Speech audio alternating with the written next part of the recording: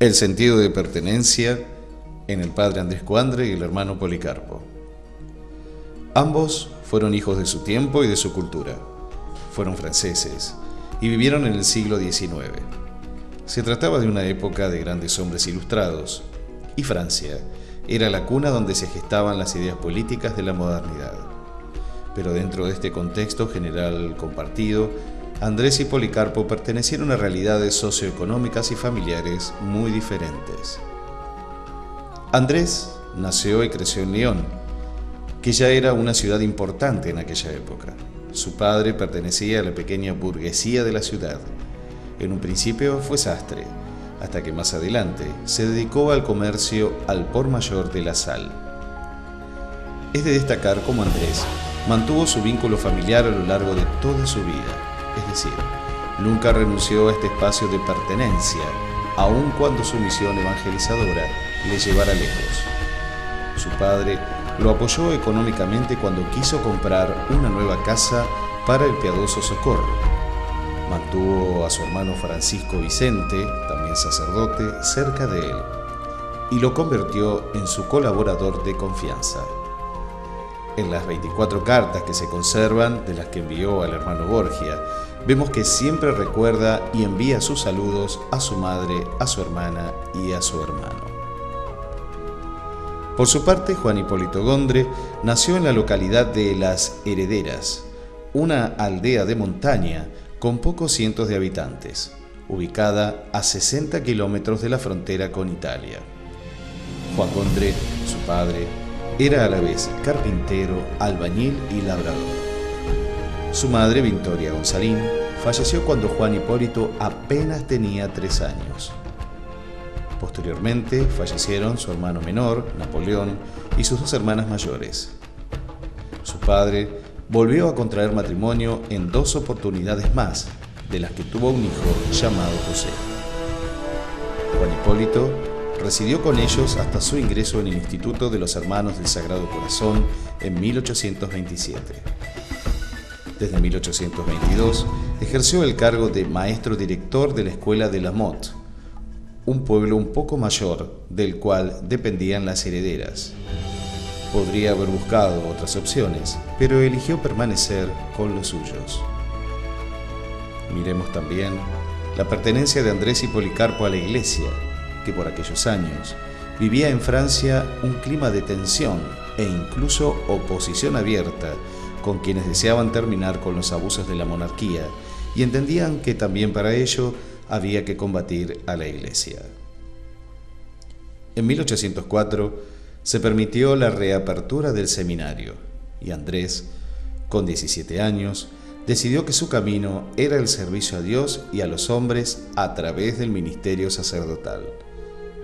Se ordenó a los 22 años y en tan solo 14 años, entre 1812 y 1826, año de su muerte, se embarcó en un sinfín de proyectos y tareas.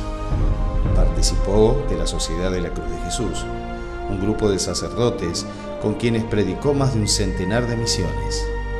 Guió y acompañó a Santa Claudina Tevenet en el proceso que culminó con la fundación de las Hermanas de Jesús María. Creó una providencia, un hogar de acogida para jóvenes, y a partir de esta obra fundó en 1821 los Hermanos del Sagrado Corazón. Estableció también una tercera congregación, en esta ocasión de sacerdotes, los Padres del Sagrado Corazón. Y en 1826 fue designado vicario general de la diócesis de Blois, así como director del Seminario Mayor. En medio de todas estas tareas, colaboró además con diversas parroquias en la atención de confesiones y celebraciones de misas. Atendió también hospitales y cárceles y predicó retiros a comunidades religiosas.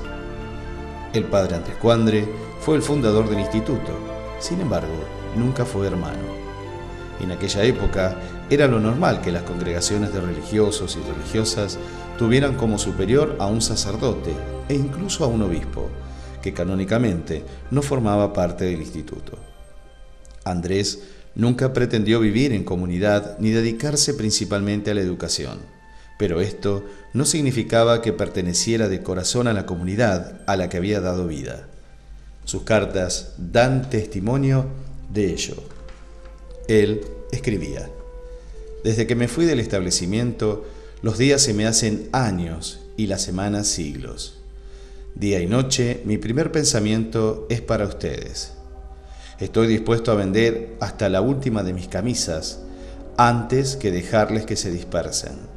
Si se hacen dignos de la gran obra que han emprendido y me encontraran siempre en cabeza, llevando la carga más pesada», escribía al hermano Borgia.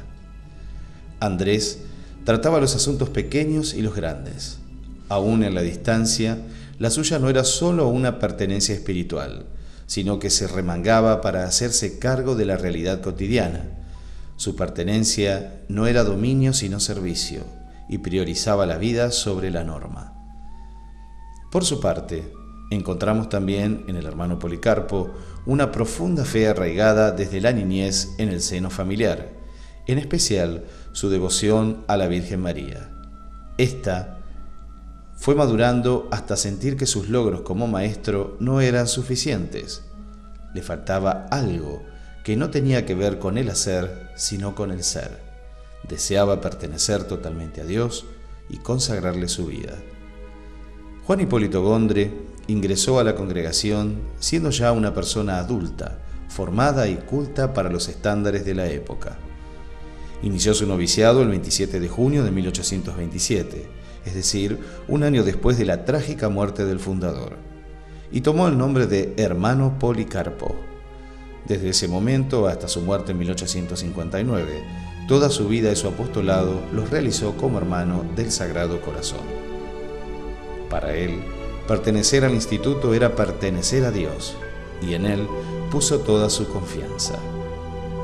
Policarpo inició su andadura en la comunidad cuando ésta comenzaba a decaer y entrar en un periodo oscuro, ya que durante los años en que Francisco Vicente Cuandre dirigió la congregación, todo empeoró.